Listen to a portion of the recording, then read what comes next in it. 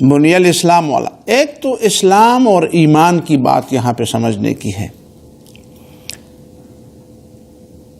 ایمان کا تعلق دل سے ہے، عقیدے کے ساتھ ہے، اور اسلام کا تعلق عمل کے ساتھ ہے۔ بعض موقعوں پر قرآن سے یہ بات نکلتی ہے اور ثابت ہوتی ہے کہ ایمان اور اسلام ایک چیز ہے، اور یہ بات بھی ٹھیک ہے، اس لیے کہ وہ ایمان، وہ عقیدہ جس کے مطابق عمل نہ ہو، اس کا کیا فائدہ ہے پھر؟ یعنی اس کا عملی زندگی پہ کیا اثرات ہیں؟ یہ بات تو ٹھیک ہے کہ جو ایمان والا ہوتا ہے وہ آخر کار جہنم سے نکل جائے گا، لیکن بہرحال صرف ایمان جو ہے بغیر عمل صالح کے یہ جہنم سے نجات کی گارنٹی نہیں ہے۔ اللہ تعالیٰ چاہے تو کر سکتا ہے، لیکن اللہ تعالیٰ نے اپنے قواعد، ضوابط، قوانین یا جو ہمیں بتایا ہے اس میں یہ نہیں بتایا۔ اس میں تو کئی اعمال، کئی برے اعمال کے بارے میں باقاعدہ میں وارننگ دی ہے کہ فلان گناہ کا نتیجہ، مثلا قتل، جس نے ناحق کسی کو قتل کیا فجزاؤہ جہنم خالدا فیہا وغضب اللہ علیہ ولعنہ۔ کتنی باتیں ہیں؟ 5 باتیں۔ تو جب ناحق کسی نے کسی کو قتل کیا تو اس پر اللہ تعالیٰ کا غضب ہے، اس پر لعنت ہے اللہ تعالیٰ کی، ٹھیک ہے، اس کے لیے جہنم کی سزا تیار کی ہے، سخت عذاب، سخت سزا تیار کی۔ تو اسی طرح باقی اعمال پر، غیبت پر، چوری پر، فلان فلان، یہ ساری چیزیں ہیں۔ جہاد سے منہ موڑنے پر۔ لیکن بہرحال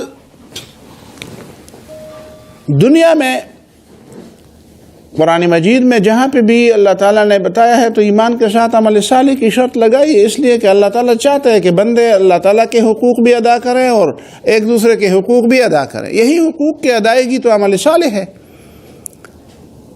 عمل صالح کا اور کیا مطلب ہے؟ عمل صالح کو آپ کردار بھی کہہ سکتے ہیں، عمل صالح کو آپ ادائے حقوق بھی کہہ سکتے ہیں۔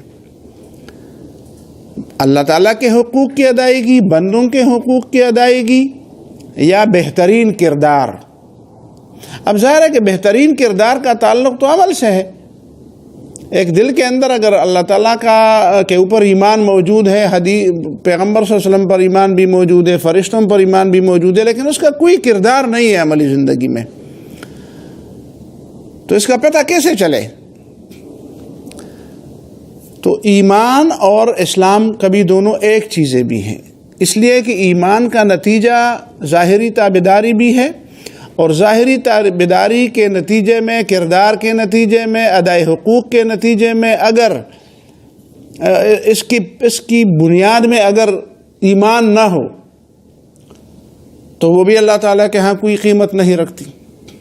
ایک آدمی سمجھتا ہے کہ وہ میں بندوں کے حقوق ادا کرتا ہوں، اچھے کردار، میں چوری نہیں کرتا، میں جھوٹ نہیں بولتا، میں گالی نہیں دیتا، میں کام چوری نہیں کرتا، میں حرام نہیں کھاتا، لیکن اس کے دل کے اندر ایمان نہیں ہے، تو اس کی کوئی قیمت نہیں ہے، اس لیے کہ وہ بنیادی طور پر ہے اللہ تعالیٰ کا باغی۔ تو باغی جو جھنڈا اٹھا کے پھرتا ہے، یا جو مثال کے طور پر پاکستان کی حکومت کا یا ریاست کا وہ باغی ہو، ٹھیک ہے، لیکن وہ کبھی ترانہ بھی گائے، کبھی جھنڈا بھی اٹھائے، ٹھیک ہے، کبھی 14 اگست بھی منائے، تو اس سے کیا فرق پڑتا ہے تو وہ باغی۔ اور جو جھنڈا بھی نہ اٹھائے، جو ترانہ بھی نہ گائے، جو 14 اگست بھی نہ منائے، لیکن ہو پاکستان کا وفادار، تو اس کو وفادار کہتے ہیں، اس پر غداری کا مقدمہ نہیں چلے گا، ٹھیک ہے۔ جو غلطی وہ کرے گا اس غلطی کی اس کو سزا ملے گی، ملنی چاہیے بھی، لیکن اس پر غداری کا الزام نہیں آئے گا، اور جس پر غداری کا الزام آئے تو غداری کا پنشمنٹ ہے، اس کے بعد یہ نہیں دیکھا جائے گا کہ غداری کے علاوہ اس نے بھی کوئی چھوٹے چھوٹے غلطیاں کی ہیں کہ نہیں. بھائی غلط کیا یا نہیں کیا, بنیادی غلطی تو اس نے کر دی ہے. تو ایمان اور اسلام دونوں ایک چیز ہے. کبھی ایمان کو الگ اور اسلام کو الگ رکھا جاتا ہے. قرآن مجید کے کچھ آیتوں میں اس طرح ثابت ہوتا ہے. تو اس کا مطلب یہ ہے کہ ایمان کا تعلق چونکہ دل کے ساتھ ہے اور عمل کا تعلق چونکہ کردار سے ہے, اسلام کا تعلق چونکہ کردار سے ہے, اس لیے کہ کردار اور عقیدہ, کردار نظر آتا ہے, عقیدہ نظر نہیں آتا. کردار ظاہر میں ہوتا ہے, عقیدہ چھپی ہوئی چیز ہے.